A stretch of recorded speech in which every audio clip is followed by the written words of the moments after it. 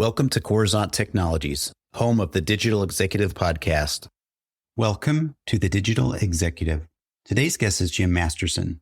With 3 decades of experience in telecommunications and technology, Jim Masterson brings extensive leadership, insight, and passion to his role as Chief Executive Officer at LightEdge. Prior to joining the company back in 2004, Jim held several founding executive positions in some of the most successful and respected companies in telecom and tech at the time, including Rhythms Net Connections, US West Enterprise Data Networking, and US Internet Working. His vast experience has provided a deep understanding of and incredible foresight into major trends into wireline and wireless telecommunications, managed services, hybrid hosting, and co-location.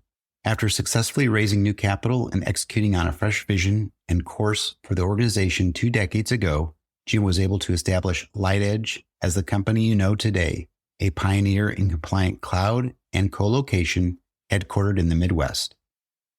Well, good afternoon, Jim. Welcome to the show. Thank you, Brian. Thank you for having me. Absolutely. Jim, really love this. Both Midwesterners here. I know you're hailing out of Denver at the moment, but just love to get on a podcast with somebody that's here in the Midwest. Typically, Kansas City would be obviously the great conversation we can have over some coffee, but I love just you making the time. And Jim, we're going to jump right into your questions. When you took the helm at LightEdge, you executed a new vision that significantly transformed the company. Could you elaborate on that vision and the strategic moves that were key to establishing LightEdge as a pioneer in compliant cloud and co-location? Absolutely, Brian. It's a very top of mind subject for me right now because we just literally had our 2024 sales kickoff, and I was kind of walking the team through some of this so that they could feel some ownership in the company, even if they hadn't been here for a while. But it is, humbly speaking, I will tell you that it is a unique story. I believe it is starting with the fact, to your point, we are based out of Des Moines, Iowa. So we're this, what we believe is, world-class, cloud and co-location company based out of Des Moines. And when I moved to Des Moines to take over the company, what became apparent was we needed to practice what really is kind of, in my mind, I would call the art of the pivot. And we have pivoted multiple times over the last 20 years that I've been the CEO. And I believe you have to do that in a technology industry that is evolving and changing the landscape all the time. And so when I first landed in Des Moines, the company was a business ISP. So it was basically a point-to-point, internet service provider.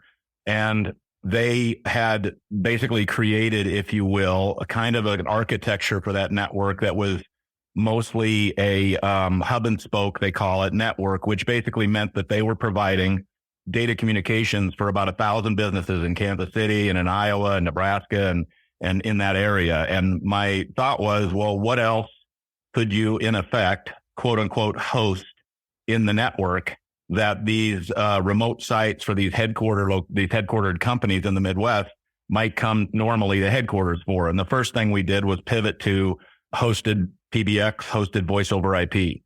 And the business took off. It was very successful. We were one of the first to deploy what they called a BroadSoft PBX in the network. And we began to offer PBX functionality across the network to all of these businesses in the Midwest. And it was very successful. And we ended up selling it for a very, very nice valuation at the time. But that was never the long-term vision. The long-term vision was ultimately to pivot again to hosted IT. And today they call it cloud. We were, frankly, it was interesting, Brian, we were so early on in this cloud business that we actually service marked the term cloud computing, but we were just not in a financial place to afford to take it all the way through trademark, which is kind of unfortunate today. But we were early on in this. And so we began to deploy hosted IT services, infrastructure as a service, they call it today, in the network. And we began to offer, services on a monthly basis. And that too began to take off. And however, we had to pivot again. And we pivoted again we needed to get into the data center and the real estate business. And we never intended in doing that, but we realized that if we were going to have a true enterprise message to the marketplace, that we were capable of handling the most sophisticated IT platforms that the customer might require, we were going to need some top quality physical real estate to actually host those data centers in. So we pivoted into the real estate business. And the other thing I should say is that this art of the pivot is also including what does the company need to look like to support the new, call it go-to-market focus. And that includes things like we learned early on that a telecom sales force, which is what started the company to begin with, really wasn't adept with their skill sets at selling IT services. It's just a different technology space, and it was not something that we really had a lot of success in converting the company to do. So we, in the middle of all of that, pivoted a sales force with a completely different skill set. And then once we pivoted into the real estate business, we realized that it landed pretty nicely in the market, because what the adoption curve back in those days, and even today, it still looks like to some degree, is that customers make choices from one end of the spectrum to the other end of the spectrum in what they can buy from a company like LightEdge. They can, if they have kind of an initial risk profile that just says, we need to get out of our four walls, they will make a decision just to move in one of our co-location spots. They may want to offload the entire amount of risk and give everything to us to manage and maintain and have responsibility for, and they will purchase services at the far right of the spectrum, which is all cloud-oriented services that's completely outsourced and managed for the client. So we really have, for the last probably 15 years, offered a set of services that range from that continuum based upon what individual customers' profiles might demand that they want to purchase. And we call it the customer journey. And we've been very strict about that for the last 15, 20 years. And that's kind of how we pivoted this company over time. And that's kind of where we sit today. Thank you for the backdrop. I do appreciate that. And Jim, as I mentioned earlier before we hit record, your company has called on a couple of my companies when I was leading the charge there as CIO. So I appreciate all that you do. And I see the vision, and I love your story about pivoting and continuing to innovate to stay alive and move the company forward. I really do appreciate that. Thanks, Brian. And Jim, can you share your personal leadership philosophy and how it has guided you through the complexities of the cloud and technology sectors?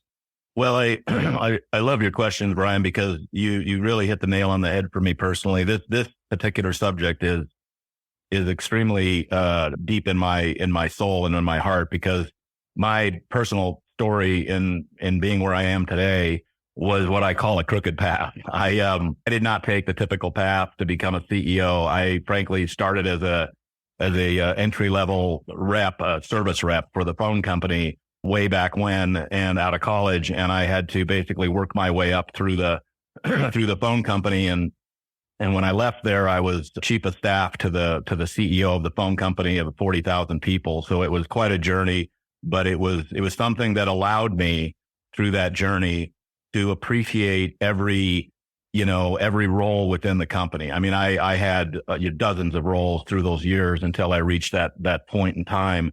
And so I have a great appreciation for each individual, each position in the company. And I have a tremendous amount of respect for what each person does have to accomplish and how they might be feeling in those roles, whether that's, they're in a zone and they're really doing well, or they're scared, or whatever that is. And so my philosophy, if you will, has developed from that, what I like to call the root of the tree.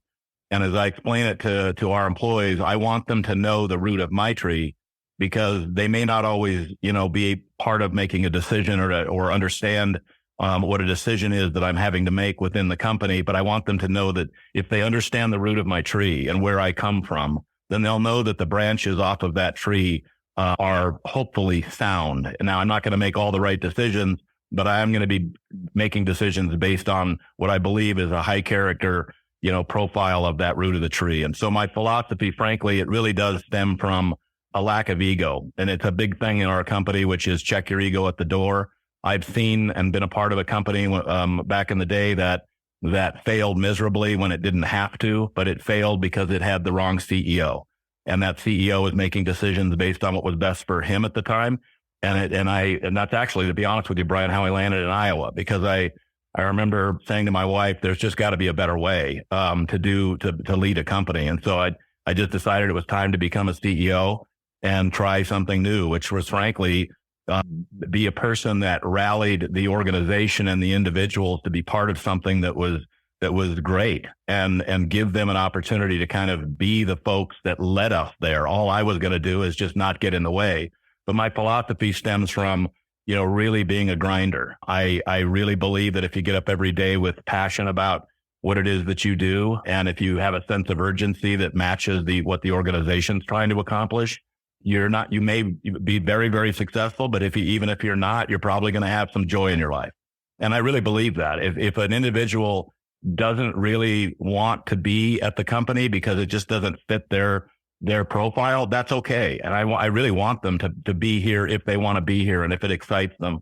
So my philosophy stems from that kind of the root of the tree. And it really is at the root of it. It's just a humility. I really love that. In Jim, I embrace that philosophy as well. Hire the people that were trained and skilled to do the things that they do best and get out of the way. And, again, I'm kind of taking a page out of the notebook of Steve Jobs, but I think we all understand egos have no place in the workplace. So I appreciate the share. And Jim, next question. With 3 decades of experience, you've witnessed the cloud landscape undergo significant changes. What major trends have you observed, and how have these influenced LightEdge's offerings? It's interesting. I thought about that question, Brian, and the way that I think about it is that there's a lot of companies out there that can provide infrastructure as a service, and they can provide different levels of cloud. And there are a lot of companies that do it, obviously. I think what we have found, and even now it's much more straightforward for us because we actually are quite mature in our controls and our capabilities, but it really has to do with the delivery and the go-to-market strategy for the associated technologies. I mean, we leverage the piece parts of strategic partnerships with organizations like, Dell or Fortinet. These are organizations that are very good at what they do. And we don't make anything as an organization in the services business. What we do and what we have to be very good at is we need to be able to put those Lego pieces together in such a manner that it provides the greatest, consistency and feature functionality that our clients want to purchase with a tremendous customer care story around it. And I will say that the architecture of that is critical. And so to be able to do that, how far do you want to go in building and spending the kind of money it takes to do it at the level we do it? And the things that I would point to that would be indicative of that is that, we take very seriously once a customer enters one of our data centers or one of our cloud environments, and they ultimately, especially today, are almost always buying a service associated with disaster recovery in today's environment, as you can imagine, as you know from your background. And so how you deliver that is absolutely critical. And for us, it doesn't just start with, the server or storage platforms. It starts with the data center itself, and then how you interconnect those data centers to provide geographical types of disparity for customers. So we have, from the very get-go, we didn't lose our DNA associated with the network DNA that we came from. We leveraged that DNA, and we still do today, to the point where we interconnect all of our data centers with a triangulation in and out of every one of our markets. So not only the carrier hotel access, but a private backbone that we build and we maintain and we operate for our clients. They don't have to bring their own network between their DR sites and their production sites. We do that for them. We manage all of the IP addresses for them. So it's a very elegant type of solution. So it's really, on one hand, you could call it innovation. On the other hand, it's a quality oriented service delivery model that has to be really well thought through and very well tested and maintained. And the final thing I would say, in the spirit of what do we need to see and what do clients need to see in the future, is in the spirit of, it's all about the delivery system and the delivery capabilities. We really do need, when I say we, not only LightEdge, but every provider out there does need for the client today a more elegant way of accessing their security profiles and their DR and their infrastructure as a service profiles on a single pane of glass. And I know you've probably heard that in your career as well. And it's still something that people talk about. And it's not something that is readily available today. I don't even know anybody that's doing it at the high level. We are on a hell-bent path to deliver a service this year that would take that to the next level. So a customer, at the drop of a hat with, at their own control, can truly understand what their profile looks like, what their security posture is at any given moment, and what the resilience is at any given moment. But doing that all in a multi-cloud environment, which is truly the state of the state today in multi-cloud, to be able to do that for a client right now is, to me, what the innovation needs to be at the next stage for customers to further and further adopt cloud capabilities, if that makes sense.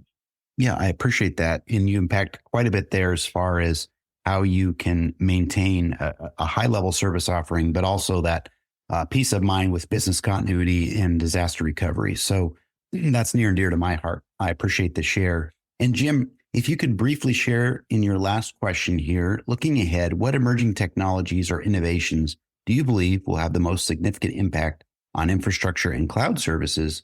And how is LightEdge preparing to integrate or leverage these advancements? Yeah, I think, to be honest with you, Brian, it's that multi-cloud management capability. It's customers are deploying, and I'm not completely convinced that they, in many cases, need to. A lot of businesses, get caught up in the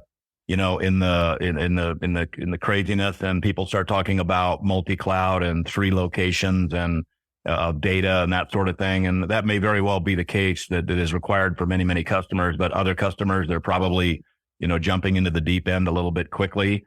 But that is going to ultimately be where this lands, which is you're going to have workloads in multiple locations, public, private, multiple privates, premise, the whole shebang, in different application type environments as well. They're going to need this true dashboard and portal to allow the management of those workloads, the security and the DR. And so for us, that is our innovation path right now, is to bring to market that kind of capability. And it's a front and center requirement for what clients are asking for right now. And so that to me is the innovation. I mean, you can just imagine if you're an IT professional and you can come into your workplace on it, in the morning, pull up your portal, and you can have full access to every one of your workloads, and all of your security profiles around those workloads. And that to me is the innovation that will take cloud adoption to the next level. Thank you. I really appreciate that. And again, I know you're always looking at that customer first outlook. You're looking through that lens, and I really do appreciate that. Continually innovating and making it better for your customer. So, Jim, it was such a pleasure having you on today, and I look forward to speaking with you real soon. Brian, thank you very much. I appreciate your professionalism. Thank you. Bye for now.